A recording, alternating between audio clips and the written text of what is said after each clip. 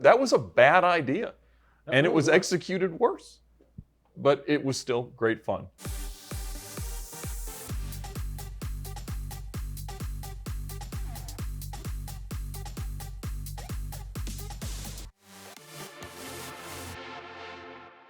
Hey, I'm Ed Bolian, and welcome to a Car Trek retrospective, or something where we talk about Car Trek rather than drive cars. How about that? Yeah, so we are in Amelia Island in a hotel room.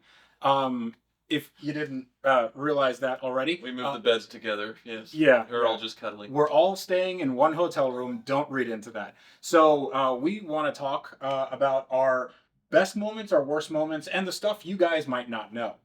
That's right. It didn't all make the cut. And, to me, the most interesting times were always after Car Trek. I know you had an interesting Ferrari experience. I know we were actually driving from here last year for Car Trek 7 with a TVR that would barely function, had no headlights. We had to be between two camera cars because we had to get back to Atlanta to start Car Trek 8. Yeah. So there's a lot of fun stuff like that. Tyler, what was your most kind of unexpected moment in Car Trek history? I almost died. A couple of times, really? No. I did one where I really almost died. That was a bad moment? So, Don't yes. touch the mice. Yes, Car Trek 3, we're in our beautiful castle estate.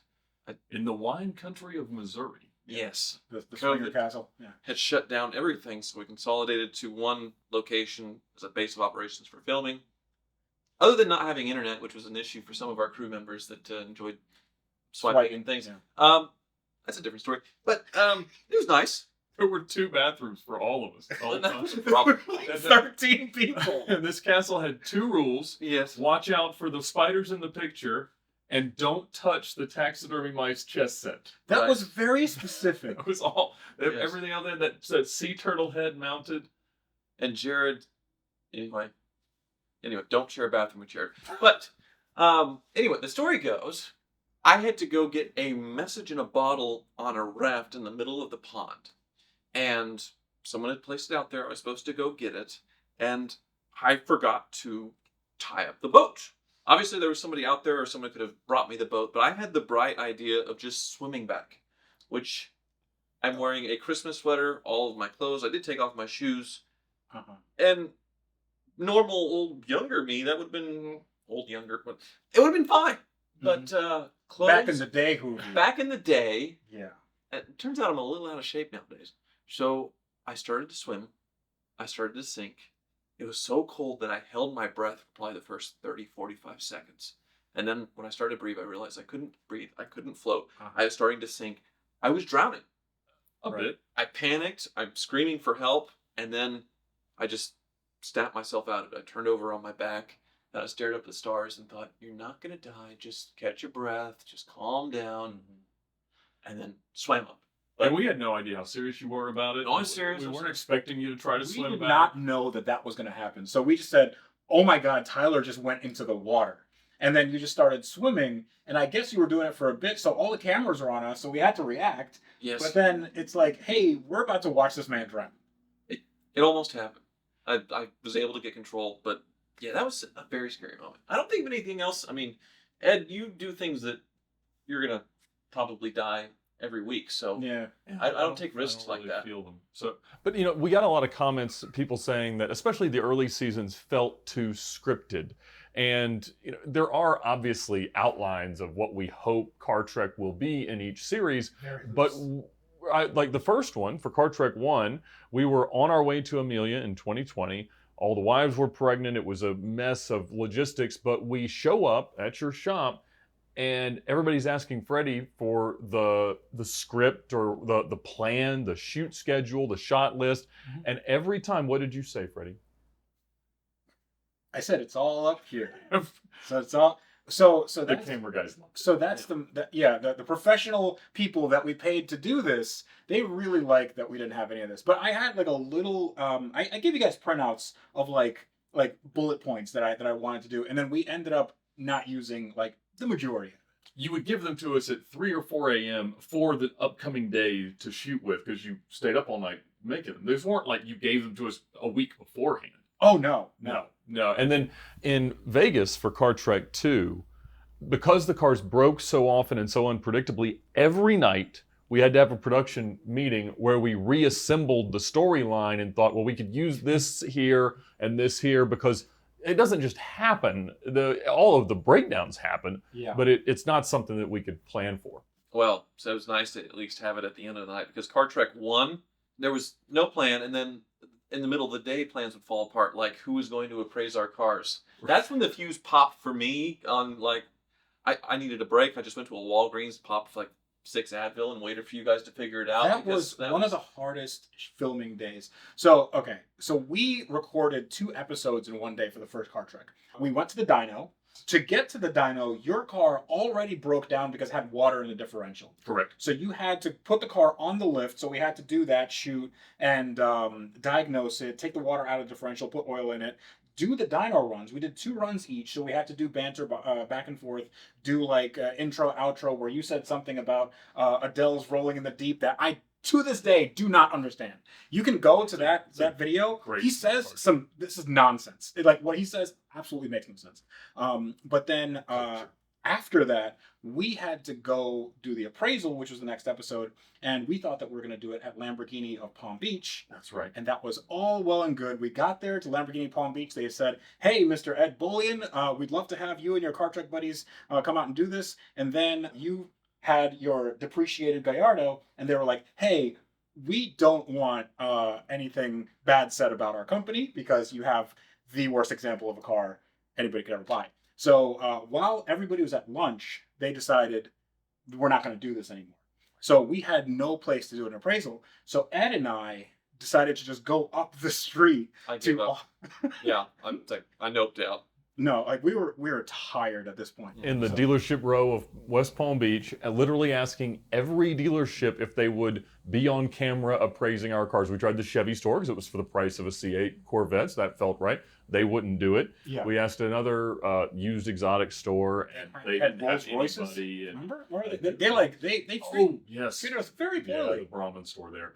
Yep, sorry. But it was one of those things that we stumbled upon the McLaren guys, and they were willing to, but then they appraised the cars ridiculously. Like, $20,000 to $30,000 for cars that were worth 3 times that. Yeah, they said something like $30,000 for your gated Spider. It's funny. Yeah. You got mad. I was like, are we going to use this? Like, we don't want to make this guy look as bad as he obviously did. But we put it in there, and I doubt he still works there. But after that the day wasn't over yet because we did that whole thing. Then we drove to Mar-a-Lago, got summarily kicked out, and threatened with all this sort of stuff. Like, you can get arrested and blah, blah, blah. And then after that, we did a man on the street bit where Tyler ran after people on the street, asking them which one is. We did that all in one day. We did that in one day, all dude. in one day. Yeah. So those were like 20-hour shoot days. That was a lot. Which, if you're employing professionals to do this, they don't like that. And No, they were proper troopers troopers. do not. And amazingly, they came back. And so, yeah, we shot in Vegas, and we shot in Missouri, and then we did the Ferrari one. And when we were finished with the Ferrari one, which the 308 probably drove 50 miles of that 1,000 miles. Oh, are we finally confessing that? Oh, yeah. You really think that 308 went 1,000 miles? There was one cut that I wanted to see of that thing basically getting Knight Ridered loaded onto the trailer, every time the camera's cut. And so here's a secret about the Ferrari Car Trek Special for the price of a Camry. For the price of a Camry. So I bought the world's worst Ferrari 308, 1978. It looked kind of cool from 50 feet away if it's on camera, but it drove like absolute garbage. Like, it was just a nightmare. You couldn't roll down the windows. You had plenty of time to fix it, and you didn't. That's a recurring. As usual. Okay, all right. Who did I sell it to? Wizard. Okay, did he fix it? He's running a busy shop. Oh, I'm sorry. Wizard has a busy shop.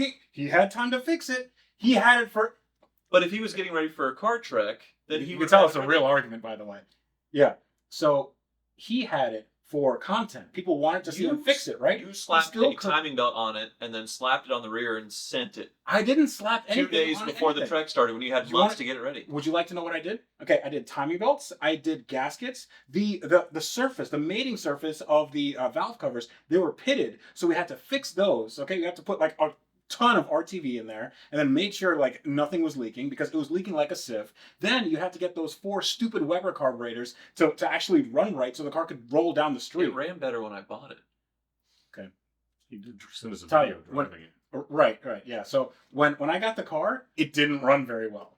Okay, so Didn't like you. Could be what happens when cars go to your shop.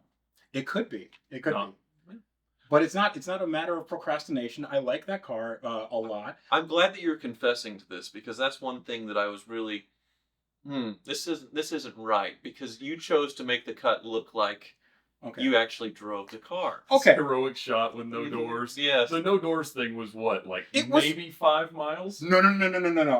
That last 2 days, I drove it You did- entirely for 2 That hours. was probably the longest drive he had. Because I probably could 30, have 50 In miles. Gateway. Yeah. Yes, Yeah. but because I could actually drive the car without getting without having any hindrance to my friggin' lungs. Because the doors were off. Yes. Yes, And that's, exactly. But that's when But you how were did freezing you- to death. that's true. So you bought the gas station poncho. Oh, are we doing that now? Which led to a Taco Bell incident. This is where he hit rock bottom. I Okay, love this story. Okay. So after filming Car Trek 4, well, Jared and I, we were in his truck, and the truck and the trailer with the Ferrari behind it. And we were heading back, so we were somewhere in Colorado, some like little town in Colorado. I believe it was Lyman. Yes. And it was, they didn't have anything near the hotel. We just stayed in a regular, whatever. I was really hungry. It was like 10 o'clock at night. And this was during COVID. I think they still had COVID rules. So you didn't have dine-in. So you can only go drive-through. But I didn't want to take the truck and trailer through drive-through because it wouldn't go.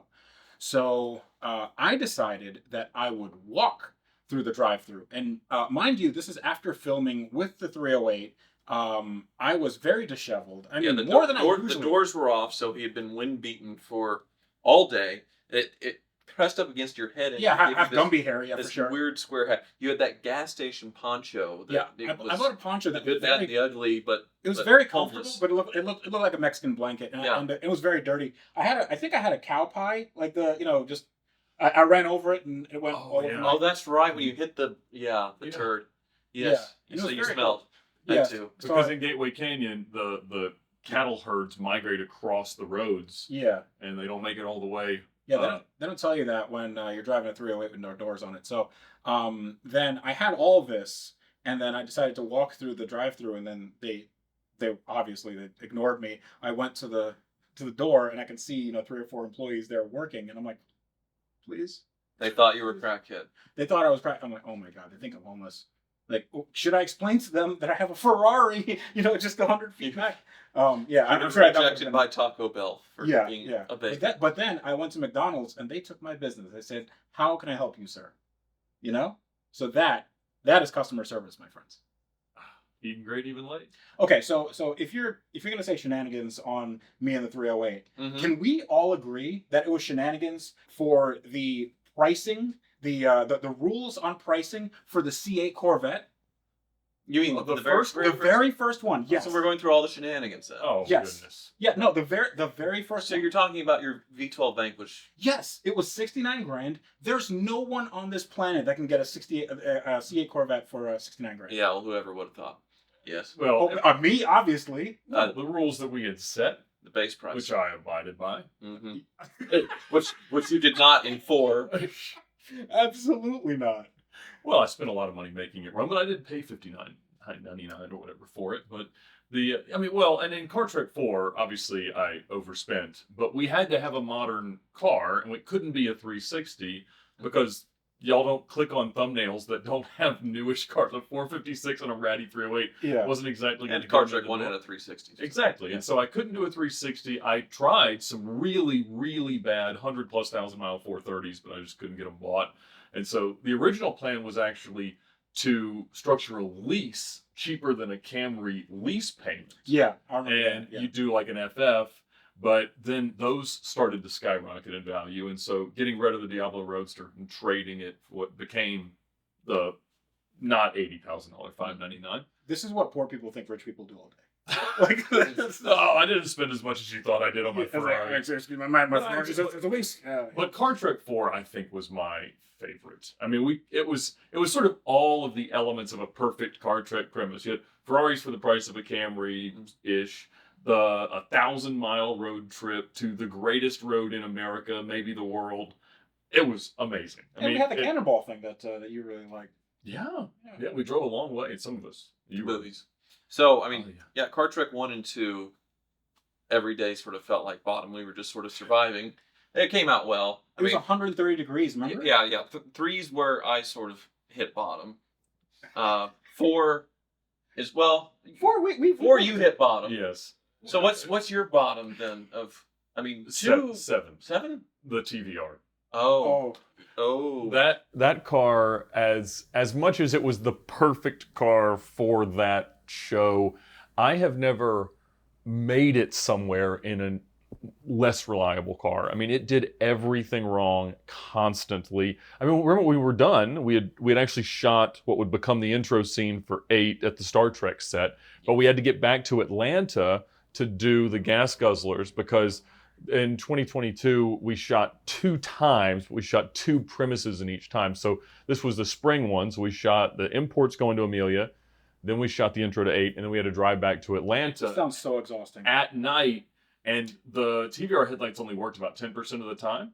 And but so it would like do this flickering, bouncing up and down. And it it wouldn't drive straight because it had the oldest tires. We couldn't get the wheels off, and so I had to drive nose to tail with a camera car in front of and behind me just so we could get home. And we just drove down. It's a 6.5 hour drive from Amelia to Atlanta, and that car didn't go very fast because it only ran on half its motor.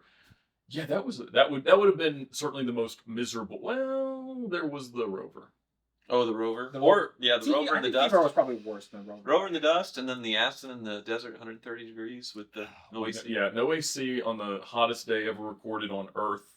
Yeah, that was literally it was Yeah, that it day. that's the first time I They heard closed Ed Death like Valley. mad. Yeah. Remember how mad Ed got? Oh no.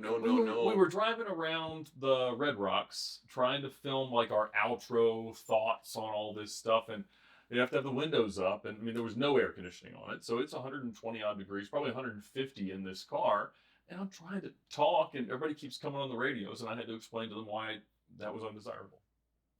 That's not. Can we please just stick to the plan? Yeah. That's not the angriest. He got the angriest in the car trick at you. At me. In yeah. 3. Yeah. Off camera, Ed is quite shrewd negotiator. He can be a Karen sometimes. Ed lives for car deals. So he just any kind of car deal, it doesn't matter if it's a $500 car, $5 million car. He wants to make the deal. And Freddie stepped on the toes a bit. I did. So I made a deal with the people that we were J&J Auto. J&J Auto. At the end of Car Trek 3, the cars were basically destroyed. We needed to sell them for junk. Ed hit a tree. Mine, the suspension had collapsed and it was leaking from everything. It was terrible before. And the Rolls Royce was useless. And Ed seemed to think that these cars were worth millions of dollars in the hands of a shrewd negotiator like himself. But I negotiated on our behalf, and then he really didn't like that. $5,000 a piece. Yeah, well, was it? No, it was more than that. No, it's $5,000 it a was piece. $5,000 a piece. I thought it was. I thought it was 6. Yeah, you sat down. Well, you threw in the North Star that was blown for $1,000. Oh, that's right. Yeah. Yeah, the sand. It was Cadillac. It was $16,000 total, Okay. and Well, I mean, the North Star was. I mean, it's a boat anchor at that point. I mean, a Neiman Marcus Maserati. Yes, it hit a tree, but it was still worth more than that. Yes, considerably. They were very quick to shake your hand, Freddie. Yep. And so Jared came over to me and said, "Freddie just sold your car."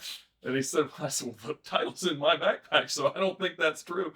And I probably spoke to you like a small child, Freddie, and I apologize for that. That may not have been well, you know what? It's okay because the video of you hitting that tree, just like it lives on in my memory. Mm-hmm. Every time I close my eyes, that's exactly what I see, and it just makes me smile. I mean, we've basically been complaining for the first 15. There's been 20 minutes or whatever, but there have been a lot of great moments. I mean, the bad moments are fun. The bad moments are fun. I mean, me coming out of my bedroom naked to I was reading into that a little too much.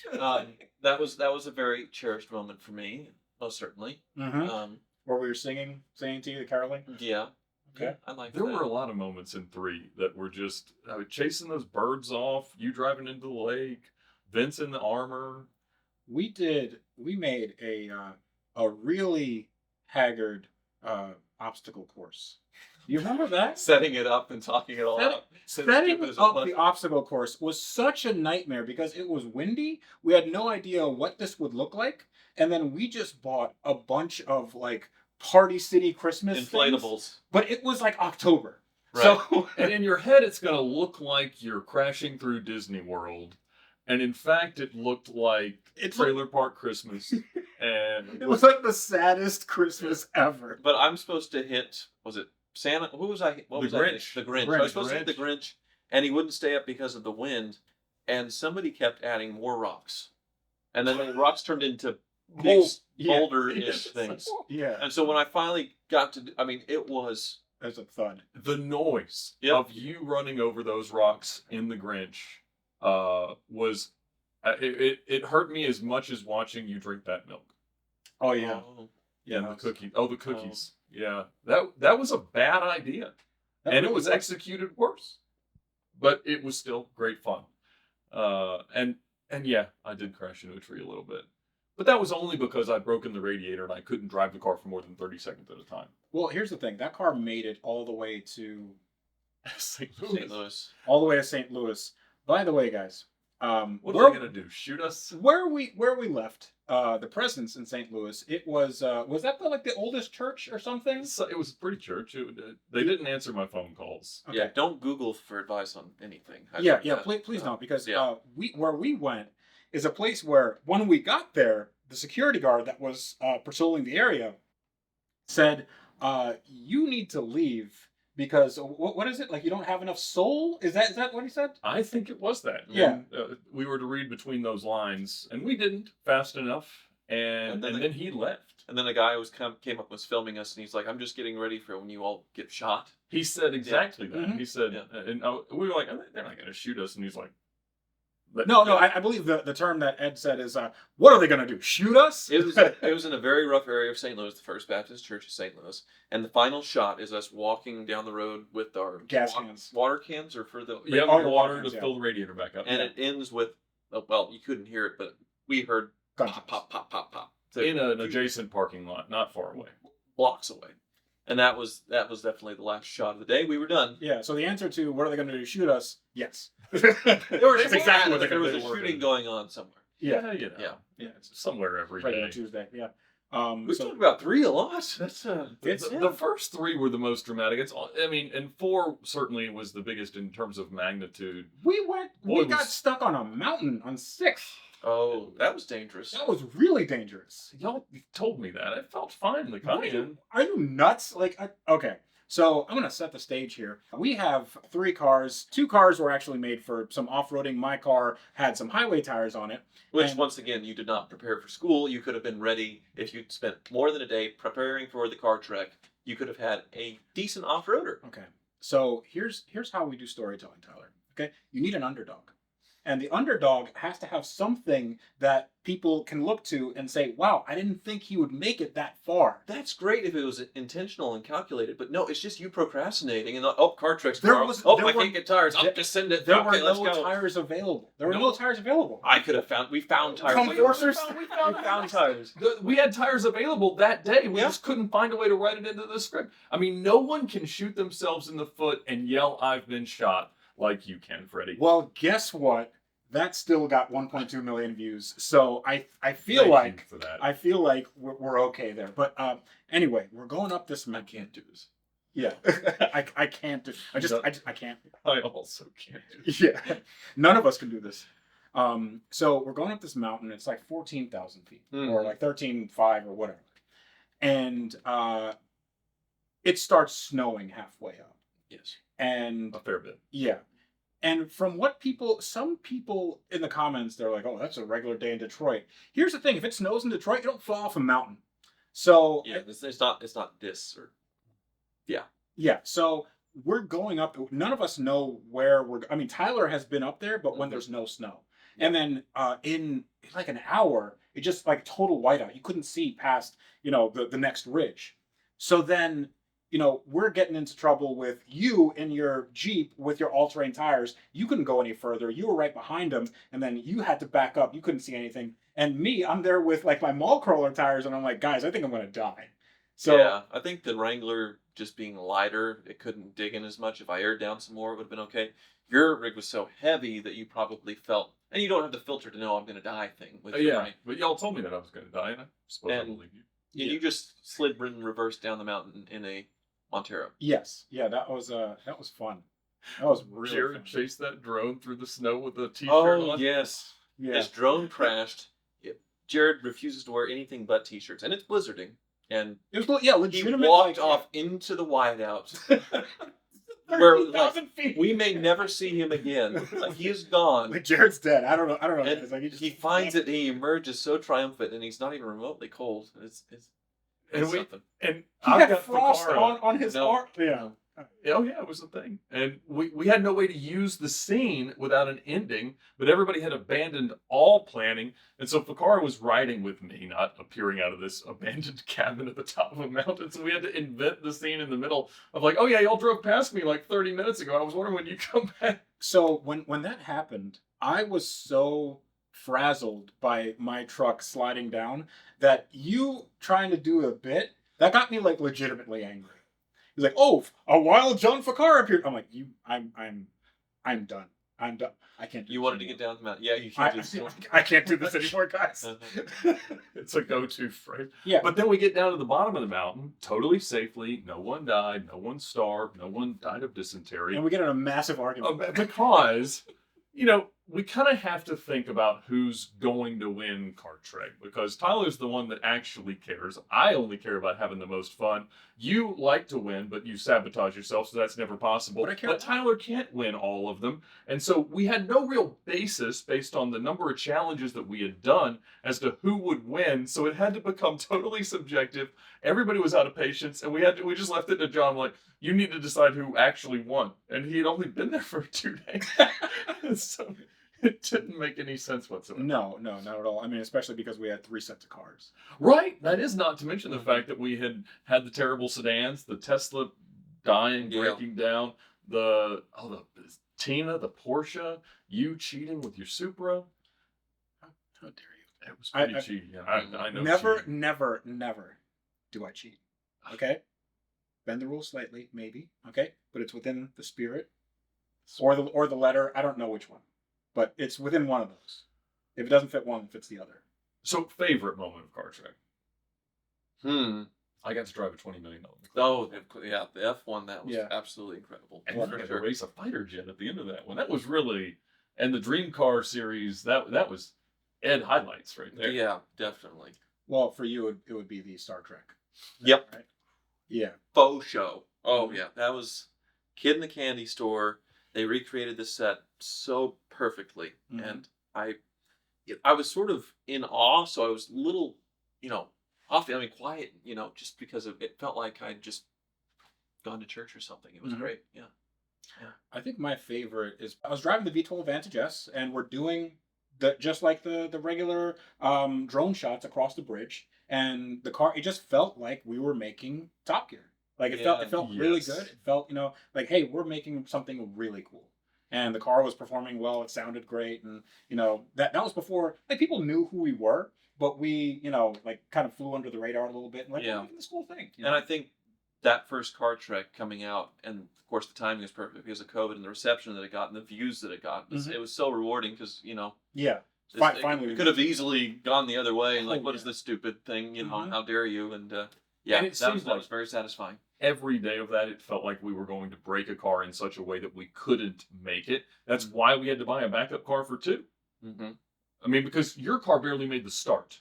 yeah. That noise and that leak, as you pulled up, What was- with your the van, yeah. Mhm. And so Oh, the van. Oh, Yeah. so I forgot about that. we were thinking about going back to Atlanta and getting my other Gallardo that I'd had to buy in case mine wouldn't make the start. But you almost didn't make the start because like you got there like with 12 hours to spare or something. Oh yeah, well because the flood car wouldn't really run, and so Great. Thursday before I left on Saturday, I bought another car. It was that 104,000 mile 2010 LP 560 Spider, Again, and poor people think. I mean, I sold it the next day for a little more than I paid for it, so it wasn't that big of a deal. But it was, yeah, that. So then we did the backup M6 that you hated and were very ungrateful for. So here's the thing. That M6, I actually liked quite a bit, and I wish I would have bought it at the because like you gave it away. Like you absolutely gave that car I away. bought it cheap too. I know, but like it's an M6. Did you sell it for like $7,000? I paid $7,500. Sold it for $7,500. So let me explain how this car performed. So usually you'd have the bad mouthing of the SMG and whatnot. The SMG is not great, but it's not like terrible. It's not super awful. The V12 Vanquish, that was worse than the SMG. No question. Yeah. Yeah. And man, that car was in limp mode the whole time. But the M6, when we were out in the desert and I decided to do donuts in the desert when it was 120-ish degrees, it got to 250 degrees on the temp and then just like reined the engine in a little bit. It was like, hey, you might want to calm down a little there, buddy. And then that's it. Like it drove home. It had no issues. Like, I had a bunch of air lights and stuff, but like it drove me home. And then we sold it to Fakara, and he drove it 100 miles before calling us totally broken down and not going anywhere. Well, I don't think that has anything to do with, like, I don't think one has. Not our problem. No, Exactly. So we had a lot of moments that we loved. We've had a lot of moments that we didn't love. Mm-hmm. And obviously, we've taken a bit of a break right now from filming a trek. This is the first time we've been to a million years and not filming a car trek. Freddie went and stepped in something stupid, which we'll see if it's unveiled by the time this video comes out. So he's a little tied up. So it may be a minute before we film another trek. Yeah. We do want to do more. Yeah, absolutely. And we have ideas. So do you want to pitch your idea of the next trek? And of course, in the comments, if you have an idea as well, you can leave it. Well, I mean, there's always a few ideas, and we've been talking about ideas amongst ourselves. One idea that I kind of like that's been brought up, not by me, but one that I've heard is sport trucks. So we can do like a Chevy SS and like an SRT10 Viper, the Ram, and and something else, like maybe, I don't know, La Forza if somebody wanted to. Brian Spilner Lightning. Exactly. Yeah, like SVT Lightning. And then just do something like that, maybe go to Detroit or, do a Canada special. I've always wanted to do a Canada special, introducing Canada to muscle cars, that sort of thing. They Hellcat. built a lot of muscle cars in Canada, but yes. Yeah, the Hellcat's built in Canada. Yes. And the new 4GT. Yeah. Absolutely. So we just, introduce them to cars they already make. Perfect. All right. This idea is That's awesome. an idea. Ed, are you any better? Hopefully, please, for the love of God. Yeah, I've always liked the times where we were in a car together. And so I think it would be fun if rather than each of us bringing a car to compete simultaneously, we kind of separate it more so into you pick a car for your challenge, I pick a car for my challenge, you pick a car for your misery, and then we're all in it together on each chapter of the journey. I don't know exactly how that looks or feels. I think that'd be fun. So something in our wheelhouse. So mine's full out hoopty. Yours is a basket case we got to fix to get going somewhere. And Yeah. We're cannonballing sound somewhere. Something. Yeah. It'd be cool. Depreciated 300,000 mile exotic. Yeah. So my idea, I think it's a long overdue reunion for a car trek versus Top Gear. Top Gear America, the original, with Adam Tanner and Rut. Oh, okay. People are begging for these guys to get back together. Yes. I think, I know Rut's based in Atlanta, where you are, where maybe with, he's doing Floor's Lava and, all of the NASCAR and Olympics and Kentucky Derby. Very He's active busy. social life, that guy. I mean, I know Adam and Tanner are too, but I know they still keep in touch.